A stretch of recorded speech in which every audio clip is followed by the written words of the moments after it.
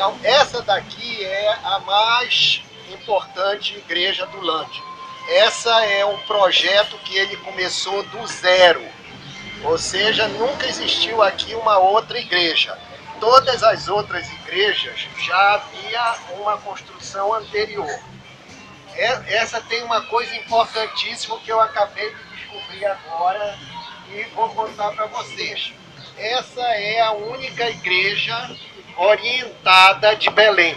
O que quer dizer igreja orientada? É uma igreja cujo altar-mor está voltado para o Oriente, ou seja, para que o sol nasça por trás do altar-mor, significando o sol significando Cristo, e o percurso que o sol vai fazer significa a vinda do cristianismo do Oriente para o Ocidente. Tá? Então, a não ser também a igreja do Rosário dos Pretos, que pode ter sido, que esse projeto é inspirado no Lande, né? Ou era do Lande, foi adaptado e assim por diante. Então essa é a igreja mais importante. É possível que o Lande esteja aqui enterrado, é possível que ele esteja enterrado no Engenho Murutucu. Como ele era Antônio, Santo Antônio tinha o dom da ubiquidade, né? Estava em 2 lugares ao mesmo tempo, é possível que ele esteja enterrado aqui e lá. Qual é a grande importância dessa igreja? Primeiro, ela sofreu uma terrível agressão, que foi a construção das 2 torres. Essas 2 torres não existiam na construção original, e aí vocês veem como as grandes basílicas romanas, as grandes basílicas italianas, que não têm torre. Não, elas têm uma torre sineira, onde se toca o sino, né? Mas colocada numa posição não na frente da igreja. Basta vocês olharem a igreja das igrejas, a igreja de São Pedro, em Roma, que não tem sino, não tem torre, a despeito de ter sino. Então é isso aí. Então com isso ela seria, assim, digamos, única na história da arte brasileira no seu momento, e era, digamos assim, a mais perfeita encarnação, o projeto era o mais perfeito modelo da arquitetura italiana bolonhesa do Lande. Também, aqui ao entorno delas, eu vou falar coisas muito rapidamente, aqui, por exemplo, tem toda a cenografia em que se estava localizada a igreja, do relacionamento com a cidade, foi profundamente adulterado. Por exemplo, ela era para ser vista desde lá dessa rua aqui, Manuel Barata. Desde longe você deveria estar vendo a igreja. Hoje em dia os fios, os cabos atrapalham, mas não atrapalham tanto como esta banca que é vista aqui na frente e essa árvore. Infelizmente, eu proponho que ela também seja tirada daqui e a gente plante 1000 árvores em outro lugar, menos nesse lugar aqui, porque ela impede que se veja a fachada da igreja. Tá? Quando ela foi construída, não tinha nada aqui, portanto, como numa praça italiana, numa praça portuguesa, você tinha a condição de contemplar a igreja. Eu já falei das torres, que também adulteraram profundamente, mas o que eu acho que é muito mais agressivo para a igreja foi a restauração interna. Porque eu acho que, assim, fazendo uma comparação, a restauração interna adulterou a alma da igreja. Tá? Adulterou a alma da igreja, quer dizer, ela deveria ser por dentro pintada com esse begezinho, esse claro, e com as colunas ou cinza ou esse ocre mais escuro. Por quê? Porque as tintas eram feitas com materiais da terra. Então o cinza era feito de terra escura. Obrigado. E o ocre era feito daquele barro amarelo. Então as cores que se tinha disponíveis naquele período era essa. Então a ideia da igreja é que ela seria um grande silêncio de cores, né? Um grande silêncio de cores, esse silêncio envolvendo toda a igreja, vindo o sol pela lanterna de cima, e esse silêncio, que eu chamo de silêncio de cores, seria quebrado pelo altar-mor, né? Pelo altar-mor. Então, do ponto de vista simbólico da religião, né? Eu estou interpretando a partir dos significados religiosos que o Lande vai usar, inclusive. Ele, que era religioso, era devoto de Santana, era irmão terceiro da ordem franciscana, então ele manipulava, ele conhecia muito bem todos esses elementos, e ele usa muito bem isso na tradição construtiva italiana, da qual ele faz parte. Então, essa agressão, é uma total irracionalidade o projeto que foi feito. Porque, por exemplo, eles restauraram o piso original. O piso aqui era parecido com este piso que está aqui fora, ali quando se sobe aqueles dois degrauzinhos lá fora. Era um piso de ladrilho hidráulico.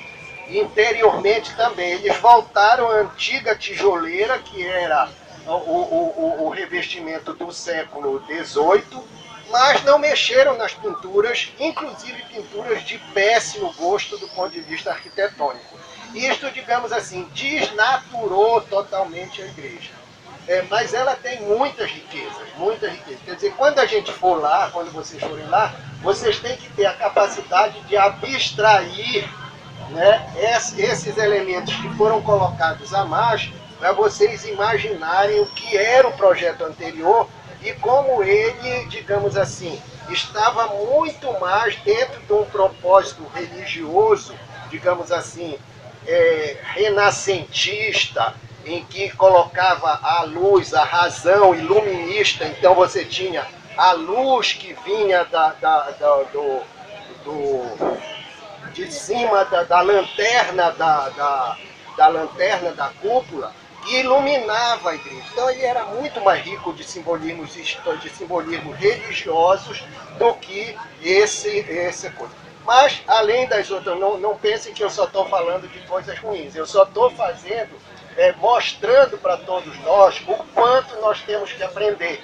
O quanto que, para interpretar uma obra de arte dessa complexidade, nós precisamos de muitos e muitos elementos científicos, técnicos, de altíssima, por exemplo, para analisar a pigmentação das cores, para analisar, por exemplo, tem um quadro inicial aqui de São João Batista, do lado da pia batismal, portanto do lado esquerdo de quem entra, que não se conseguiu definir a idade desse quadro, né? Então acabou se tirando uma outra pintura que poderia até ser do Pedro Alexandrino de Carvalho, que está colocada lá na sacristia, e se deixou uma outra pintura, que pode ter alguns elementos interessantes, porque ela é um baixo relevo, mas, algum minuto, assim, que ela é um baixo relevo, mas artisticamente ela é um pouco inferior do ponto de vista, porque aí a gente não pode falar superior, inferior, não sei o quê, porque aí vem dizer, não, do ponto de vista da arte clássica, da arte tradicionalmente clássica, né?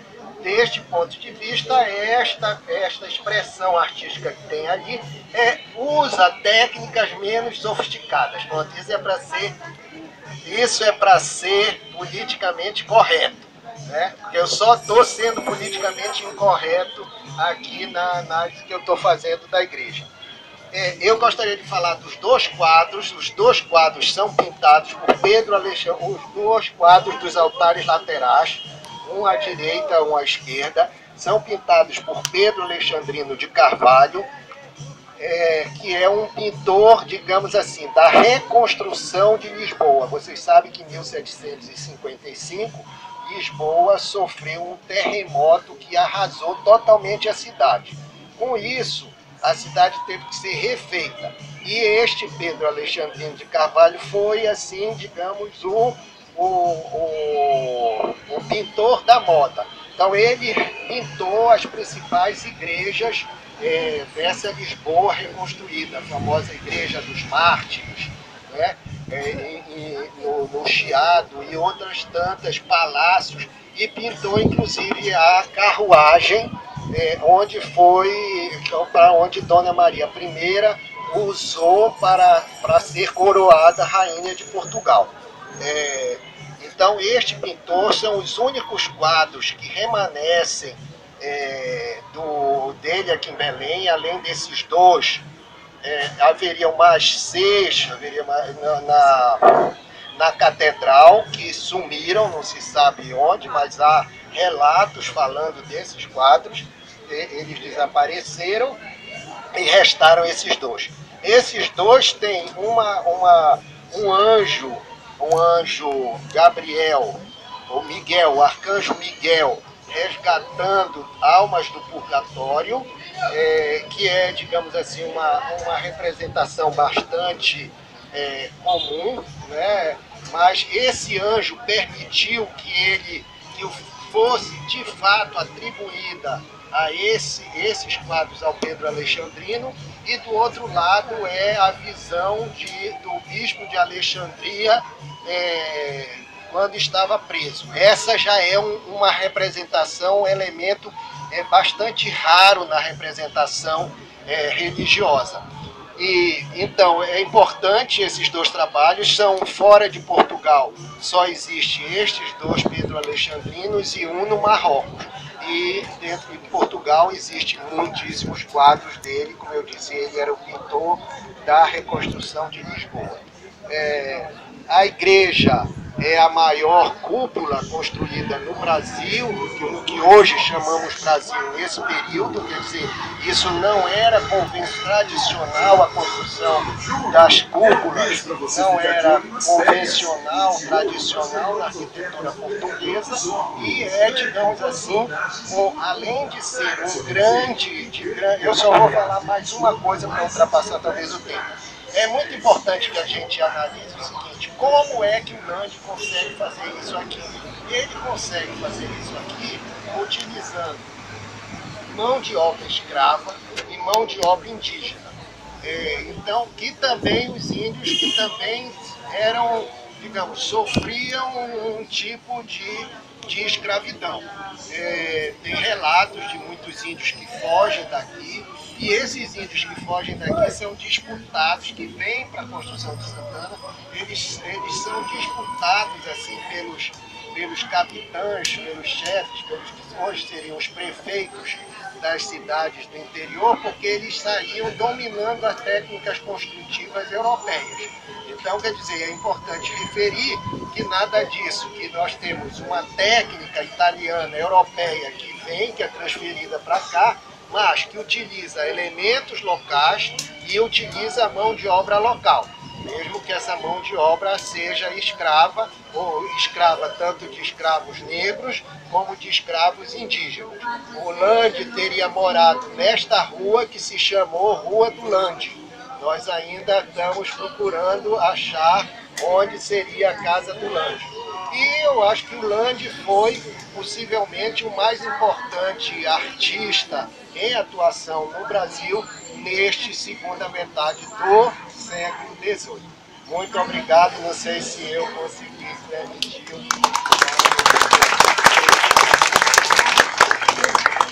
Bom, muito obrigado, professor Flávio Nassar, né, pela sua colaboração, muito legal. Então, todo o roteiro do Lande, vou chamar o professor Flávio. Em um dos pontos ele pode sempre colaborar, tenho certeza, e muito.